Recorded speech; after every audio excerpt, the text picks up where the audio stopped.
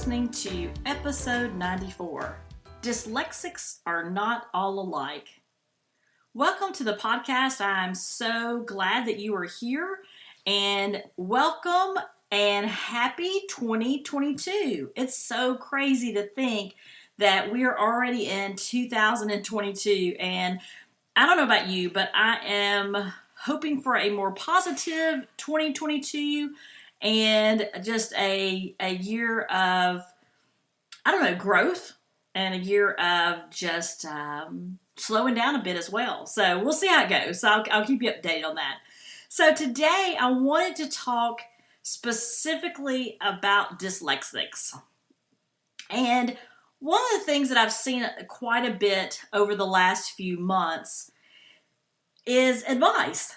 And you're obviously here listening to the podcast because you're seeking information and guidance and, listening to other moms and other professionals and people that are a little bit ahead of you in this journey. And I'm so honored that you're here and listening today because you can be so many other places, right? There are other podcasts, there are other resources for you. And I definitely know there are lots of social groups that you can be in. And the one that comes to mind specifically is Facebook. I am in a number of Facebook groups, and I also host a Facebook group, the Dyslexia Mom Life podcast community. I would love to connect with you there if you're interested. But one of the things you'll find different in our Facebook group, as it is, moderated, so to speak, by me and my team of like 2 people.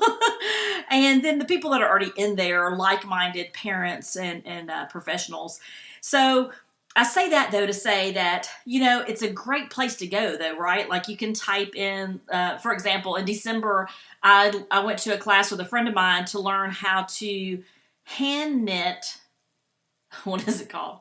Hand knit chunky blankets. And I was like, you know what? I'll go. It'll be fun. A night out for the moms. But I am not crafty. For those of you that know me know this. I am not crafty. I'm very creative. And I love all things running a business, podcasting, Canva, all the things. I love organizing things, very type A. But I'm not crafty. I don't quilt. I don't knit. I don't do any of those things. But those large chunk blankets are really cool looking. And I have to say, I say all that to say, I even found a Facebook group for that. Hand knit chunky blankets. And believe it or not, there was even some negative comments in there. So it runs the gamut as far as, what type of comments you may get on a particular topic, or really just someone's opinion, right? Because everybody has one. So I would say that today, though, I want to talk to you specifically about this as you begin your journey of figuring out, and maybe figuring out is too much of a responsibility. You're not going to figure it all out like parenting. You're not going to figure it all out on day one. But as you start this journey, and you start this journey of parenting, and now you're on this journey of parenting a child with dyslexia, what an amazing journey you're on. Let me just say that. Welcome, welcome. We're so glad that you're here, and we are so glad that you are in our tribe. But what I will tell you is that there is a lot of advice, and there is a lot of controversy about whole language and phonics, and are public schools doing what they're supposed to be doing? Should my child go here? Should they do this reading program or that? There are a lot of opinions out there. But what I want you to think about as you're trying to, ascertain the best possible information for your family, you may be overwhelmed by the amount of information that you're letting come in. So we'll talk about that in a little bit. But first of all, I want to talk about dyslexics. So recently, it's been probably a few months now because I'm thinking, we're in the new year. I went to I guess it was like a parenting session they offered at my daughter's school on different topics. And one of the things that we went to, they were telling us, they were demonstrating to us. Let me say it that way. They were demonstrating how they teach the different concepts throughout the day. She is in a dyslexia school, and so everyone's Orton Gillingham trained. And what was really neat was that they took us through a school day, and they took us through how they actually teach and how it's hands-on and how They, break apart the words. It was really fascinating, and we're in year 4 there, and it was definitely something I would recommend for parents to go to if they have that in their own buildings and their own schools. So, but I say that to say that one of the things that really stuck with me was not only the demonstration of how they teach my daughter, but the other piece that really stood out to me was one of the founding parents of the school. She's still there. She works, day to day with the kids. And one of the things that she heads up is their morphology program. And she said, we've had some new teachers this year. And what I tell my teachers is this: if you've met one dyslexic, you've met one dyslexic. So her point was, every dyslexic, just like every child we have, right, is so unique. And even within your household, if you're dyslexic and your child's dyslexic, you may see some commonalities, but you more likely than not will also see things that you don't have in common. So, just looking at all of those things. And so I say that to say this. We're going to talk about that today because I want you to keep in mind that your child is very unique as a dyslexic. And with dyslexia, if you've gone back and listened to some of the other podcasts, specifically ones where I talk about the dyslexia sisters and things like that, your child, let me say it this way, very few dyslexics are just dyslexic. Usually there's something that goes with that. Some people call it comorbidity, some people call it co-occurrences. I like to think of it as the dyslexic sisters who like to come along on the trip with us. Sometimes she's in the front seat, sometimes she's in the back seat. These are things like ADHD, dysgraphia, executive functioning, processing, speech, language concerns, occupational therapy, physical things. It could be a number of things that our children are experiencing, and you might not see it on the first round. You may only find out your child has been identified with dyslexia, and then after a minute, you find out, well, actually, there's a little bit more here. And you may hear that from your psychologist. The reason why that is important is as you seek out, and it's very, it's very much part of the process. Because we start off feeling very alone and very overwhelmed and wanting to connect with other people that get it. Sometimes the Facebook communities are people in your local community, in your county, in your city or state that know the schools that your children are in, that knows individual people as far as teachers and things like that. But I would caution you as to how much of that information, I guess is the best way to say that credibility, okay? Because every dyslexic is different. So when you think about advice on Facebook, think about it, it's just kind of like general information. Like, where are some good resources for, getting my child on a schedule for homework? Or, is there any good occupational therapist you recommend? Things like that.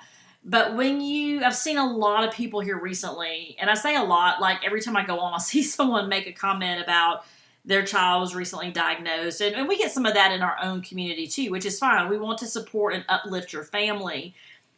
What I want to caution you on, and this will help reduce your overwhelm, is keep in mind where you are. Because everybody comes into the conversation with their own backgrounds of what they experienced, what their child has experienced, what their child's differences are, what their child's strengths are, and they look very different than yours and your child's.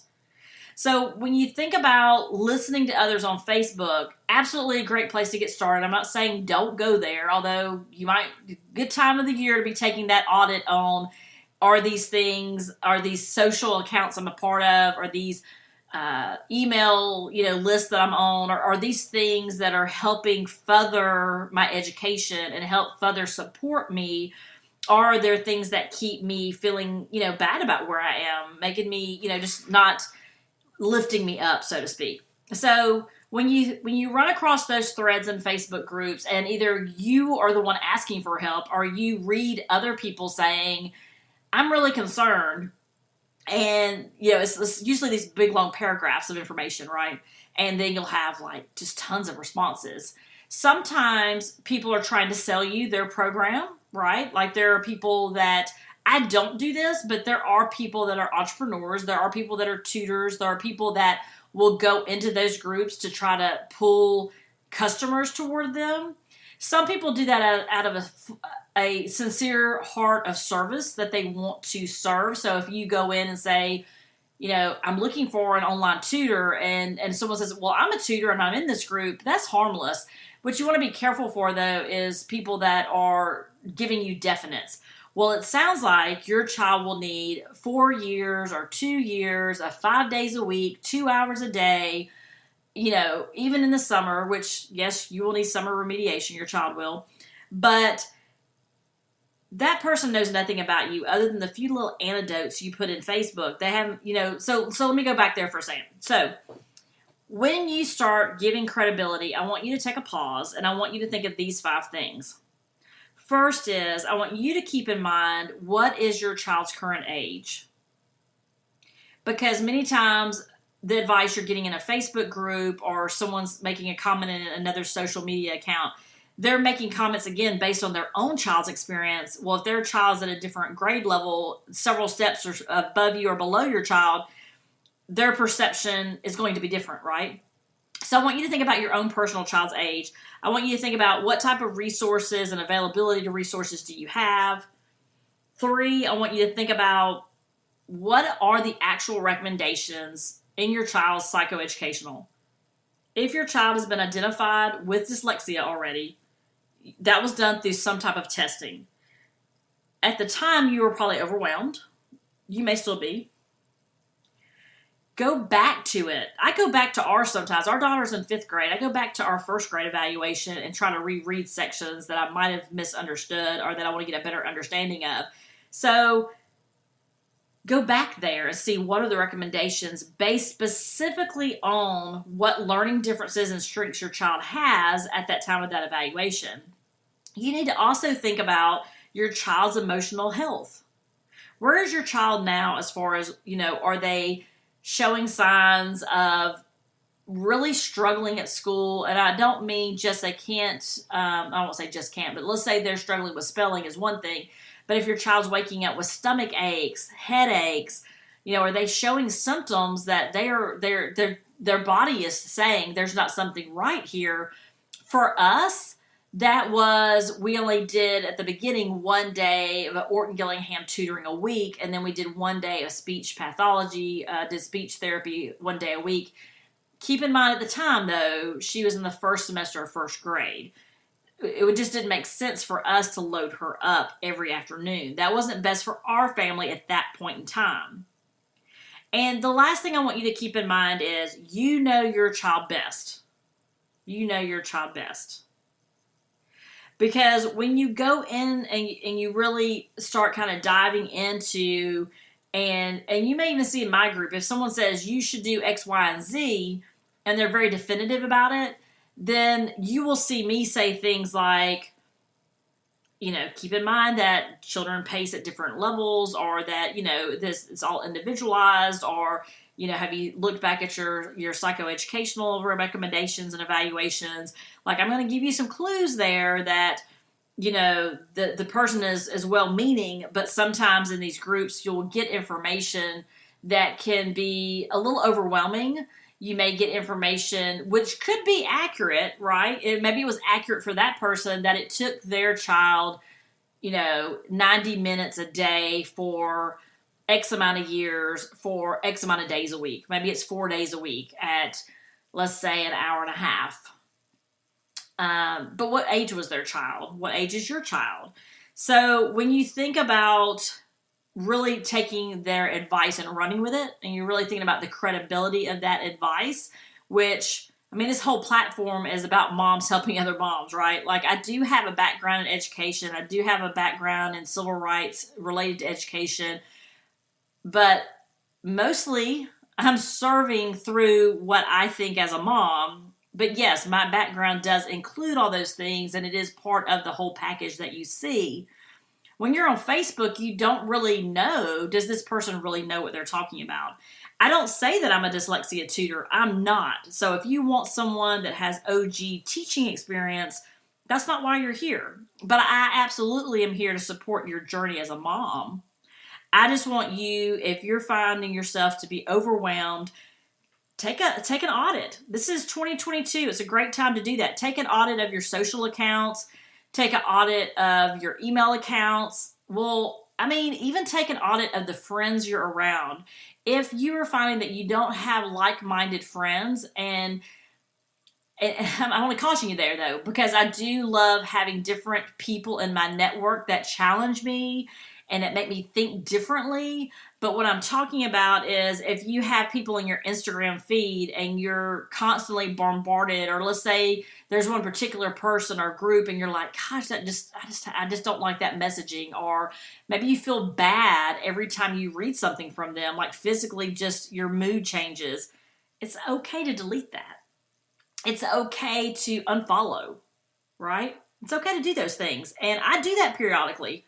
If I see someone that's not necessarily doing anything wrong, but someone that's not really lining up with what I think is healthy for me, then I just say, okay, I'm just not going to follow that person anymore. And there are a lot of other people out there, so there's no problem, or there is no shortage of available resources out there for you. What I want you to think about also, though, is that differences are amazing, right? Because each of our children that are dyslexic are different. They have different strengths, they have different gifts, but they also have different degrees of dyslexia. And people will call this different too, but I think the easiest way to explain it is you may have someone that has a more mild form of dyslexia, or a moderate or severe. We were never told the level of what our daughter's dyslexia is. Like I've got a gut feeling now, years later, what I think it is, and we're in the process of doing a reevaluation just this week, and so I'm hoping to get more information to kind of pinpoint some of that. But one of the things you can do is, in Shaywitz's book, Overcoming Dyslexia, our Orton Gillingham tutor from first grade said, if you're trying to figure out severity, you can go there and look. And in that book, there's a section that lists out characteristics of dyslexia, and it listed out by all different levels, like pre-K, elementary, middle school, college, young adults. And she said, find the age group of your daughter and check off everything that you think,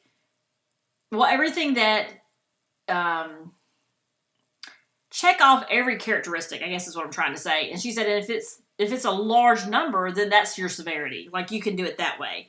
So that was very interesting to me. That was very interesting to think about it that way. And the reason that's also important as you're kind of filtering through all the resources and all the, I almost want to say the noise out there, but as you're filtering through where you want to rely on getting your resources here going forward, then you have to also think about it and look through the glasses of, and through the lens of, what is the severity? Because if let's say, for example, my daughter is more severe, it might take her 4 days a week tutoring intensively for 3, 4, 5 years, where if your child is more mild, not as severe dyslexic as another, then it might not take as long.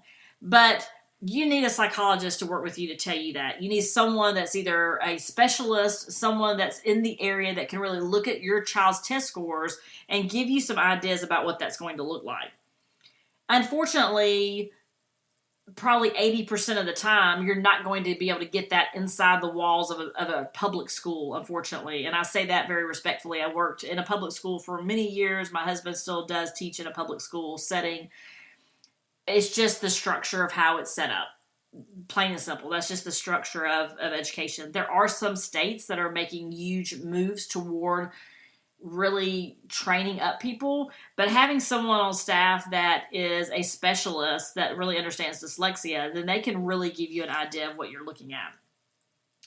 Some other things, though, when you think about those five things, I want to talk about those one more time. The 5 things to keep in mind when you're thinking about running with someone's advice, or, like I said earlier, you're feeling a little overwhelmed at all the advice that you're seeing out there, especially on social. One of the things I want you to keep in mind with the first one, which again was your child's age, is that when you're receiving advice, you have to think about, number one, when you're thinking about your child's age, are they learning to read or are they reading to learn? So usually K through 2, sometimes 3rd grade, depending on where you are, children are physically learning to read. This is the ideal time to catch your child being dyslexic if you can. We were lucky enough, I say, in 1st grade to have it flagged enough that we wanted to do some testing, but we didn't know about dyslexia. We didn't have any knowledge that anyone in our family was dyslexic. Now looking back years later, we're like, oh yeah, we see it. But I say that to say, if your child's in early elementary ages, they are right now focusing on learning to read, learning to write, learning to spell. Ideal time to catch that and remediate that and to help rewire the way their brain thinks. As they go from 3rd grade, 4th grade, on up into middle, high school, and college, they're now reading to learn.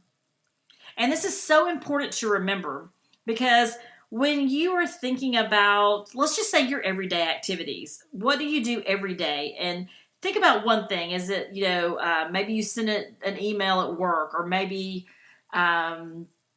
you pay bills at home, or I'm trying to think of another example. Maybe you have to set up appointments for your household, whatever that looks like. Can you imagine if every day you woke up, you couldn't remember how to do that, and you had to start from scratch again, and you had to try to remember what that looked like? Well, that's similar to how our kids experience things. Like, I can't even imagine for our children when they go to school all day long, especially when they've transitioned over reading to learn and that upper elementary ages, middle and upper elementary ages, is, they're in class trying to learn to read on the side, right? And then they're having to be exposed to all this amazing language, which we want them exposed to, but they're having trouble reading it. They're having trouble writing it down. They're having trouble processing it in a way that they can then get it from their brain, remember how it's spelled. What, I think about, especially this year in 5th grade, they have to remember how it's spelled. They have to create that sentence in their mind that they want to use to describe or answer that question.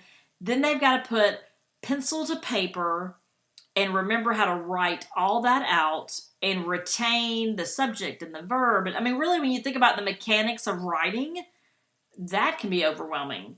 And so I think we should just take a pause to remember what a difference it takes to learn to read. And when you are thinking through and listening to and getting overwhelmed, take a step back and think about that. Is the advice someone giving you who doesn't know you other than a Facebook post, who is not your child's psychologist, who is not the reading specialist at your school? And that includes me, right? Like, that includes me. I'm not any of those things. I don't know you personally other than through the podcast, right? So when you think about receiving information, you have to first filter it through, what is my child's age? What is the information I need to get here? And then it may help you to ask more or more deep questions as you reply back in these groups. Because you may get in some groups like ours that is active, and you meet up with someone that's like, wow, this person really seems to be, understand this, or, maybe they've got several children that are dyslexic and they've gone through the processes. I mean, you will connect with people that you resonate with. And so you'll be able to ask some deeper questions that kind of get you thinking, okay, it's, and brainstorming and working through these things. The second one, as far as a strategy of keeping, thinking through these pieces and this advice you're getting, is that what is your current availability to resources? If nothing positive came out of COVID, it was that we as a society realized it is okay, acceptable, and what's the word I'm looking for? And an advantage that we live in a time period where we can jump on a call or we can jump on a video conference. We can see someone, and now your child can get tutoring from anywhere. It doesn't have to be in your community. So if you're in a community where there are not a lot of resources, then absolutely you want to reach out and see what is out there. So you have to kind of figure out too, like I was saying, what's the availability? What's the availability of schools in your area?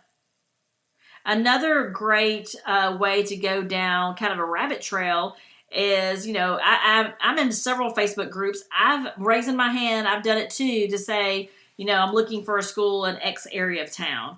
Or does anyone know about X school? Are there any parents in here? Would love to talk to you.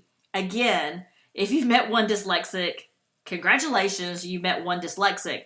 So I ask like when I do reach out to those parents that I've connected with about a particular school, I have a set of questions that I try to think through. What is it I would need to know about this school? Maybe it's, do they have a strong science program, or what are the accommodations like for children that come in with dyslexia? Like, I'm asking very specific questions. And then 3, when you think about your psychological recommendations, that is the best place to start, and many times to revisit. And we've done that, like I said, already here this year as we think about 6th grade and middle school and where do we envision our daughter going next. So, that's a great place for services. What is it that they're recommending at this point in time that my child needs for services? Or if we're at a period of time like we are, where we've been through remediation, what type of accommodations? So when I'm looking at public and private schools, I can find out who is going to work best with her learning style. Who is going to who's going to work best with her learner profile, right? And then we also have to think about those dyslexia sisters, because they're there. You may or may not see them yet. I don't know. They should be in the back seat somewhere. But if they start, getting in the front seat and trying to drive the whole thing here, then you'll realize quickly.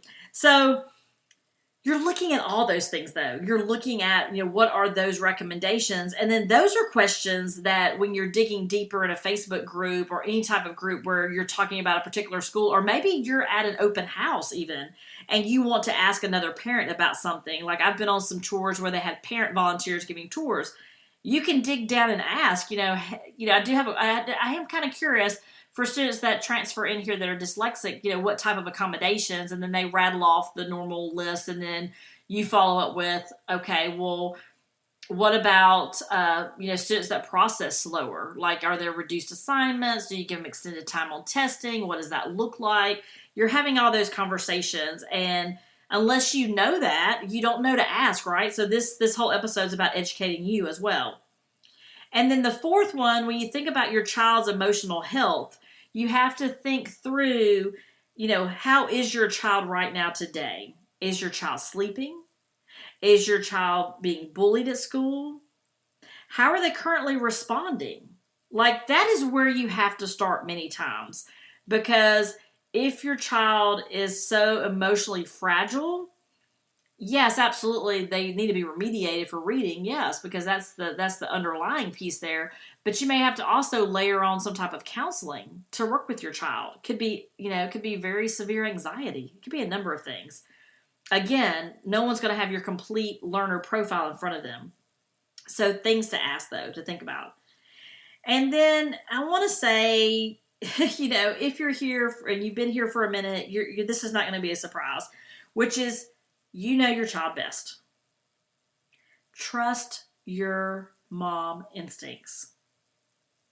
How much time a week your child can endure remediation tutoring for reading or math or writing or all the above, or the services that they need, OTs, speech, counseling. Really think about what is your bandwidth as a family. That can also include your financial bandwidth. You're going to have to go back again to number 3 and look at those recommendations of services and decide how much time. It could be that your child is receiving services at school, and like for us with speech therapy, we had to do another session on top of that in a private where it was just one-on-one, where at school it was in a small group and we weren't seeing enough traction for articulation. So we had to circle back and know that too. Like, this is kind of one of those things where, parenting is a journey and you are going to have to circle back and sometimes rethink things, and that's okay. But initially, trust your instincts and trust your bandwidth and look at how much time that you have, where do you have it, and revisit that as often as you need to or as you see things change for your child.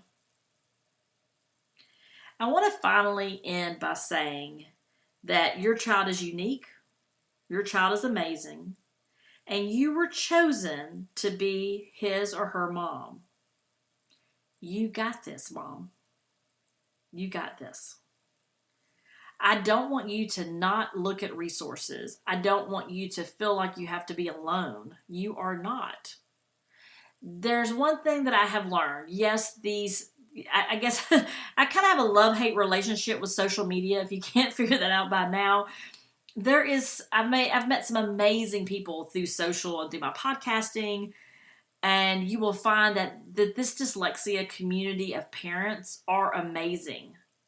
But you also, like with anything, will find a degree of people, and you have to decide who you want to listen to. And if you're still here today, then I feel just pride that you're still here and so blessed that you're still here with me.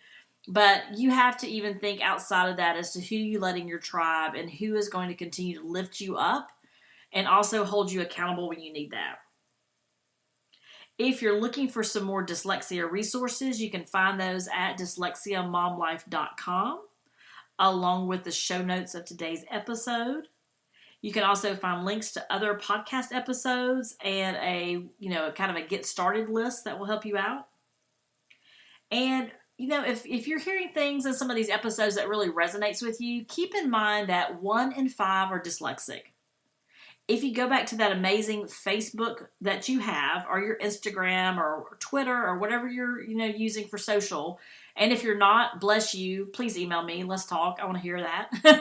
But if you're like 99% of us and you're using social media to unwind or just to, kind of have your own time or however you might be using it, maybe you're using it as a resource to learn, then think about that. Think about how many people are your followers and look at how many people, are kind of following your journey. And 1 in 5 are dyslexic or have a dyslexic child. So I say that to say, when you find things, resources, or you find a podcast episode that really resonates with you, do a quick share. On all the podcast apps, there's a place to share a podcast. It's usually some kind of little arrow. You can usually look. There's a couple. Every podcast platform's a little different, but they're all on there. You just push some buttons on there and see which one it is. Sometimes it'll have like a little up arrow, like to share, kind of like you do on social, and you can share it. You can even text an episode to someone, email an episode to someone, and all you have to say is, I found this interesting. I thought you would appreciate it, or hey, take a listen to this. It can be very generic. It doesn't have to be intrusive. And there's some good episodes that are just mom episodes that you may want to share with other moms, and it doesn't matter if their child is or isn't dyslexic. There are commonalities among our mom parenting journey. But for the parents that are parenting children with dyslexia that either maybe even not be aware yet, then sharing resources is your way of giving back to your community as well, and starting a conversation. I've had many people that I used to work with, that I went to college with, high school with, reach out to me and say, I had no idea my daughter is also going through this. And so it brings you back together, and then you form a deeper level of, commitment and communication with people. And many times you're finding that connection that feeds your soul as well, which is amazing. And then the final thing is, like I said, thank you so much for being here today. I do feel blessed that you're here and that you're going along this journey alongside us. And please know that I'm here. I would love to hear from you. The easiest ways to reach out to me is either through Instagram. I have an Instagram channel, Dyslexia Mom Life. I answer those DMs. And so love for you just to pop in and say, hey, Nicole, I get those all the time, and people share like where they are on their journey or ask a question. And I love interacting with my audience that way. Some people email me directly at nicole@dyslexiamomlife.com. You are welcome to do that too. I do answer those emails personally as well. I also have a Facebook group for this podcast, the Dyslexia Mom Life podcast community. You will have to ask to be a member, but it's no problem. There's a couple quick questions you answer just so that you understand, it's the Facebook rules, but it's things like I don't want people in there promoting their own stuff. I don't want people in there that are just in there for, trying to sell you something. I want people in there that are moms like you that listen to the podcast, that you want to give back to the community, but more importantly, they want a safe place to share information, and they like, they're obviously following the podcast, and so sometimes we'll pop things in there and resources that we're finding very credible and that are very helpful to us as parents. So I welcome you and invite you to also become a part of that Facebook group. And please don't hesitate. Reach out. Let me know what you need. Where are you stuck? What's going on? Like, what in 2022 is troubling you? What is it that you need? We are excited about 2022 and creating new resources for our community and lots more podcasts. As you may or may not have noticed, I've taken a pause. I took a pause since November, and I just needed a minute to kind of, get myself realigned and, have a minute to parent. I just needed, a little bit of time to think things through, and I'm excited about the 2022 journey. I am blessed that I did take some time that I needed for reflection as I go into 2022. But the main piece there, though, is I would love to hear from you. I would love to hear what you need. So as we continue to create resources for you and create podcast episodes and guests that you might want to hear from, as we create more resources for you and we reach out to other podcasters and we have guests on the show, I want those to be, relevant to what it is you're wanting to learn about. And that's important to me. So please reach out. Do that through Instagram, the private Facebook group, or through the email. If you missed any of those, I'll put those in the show notes at dyslexiamomlife.com/episode 94. All right. Thank you so much for being here. Have a fantastic week. And don't forget, you got this.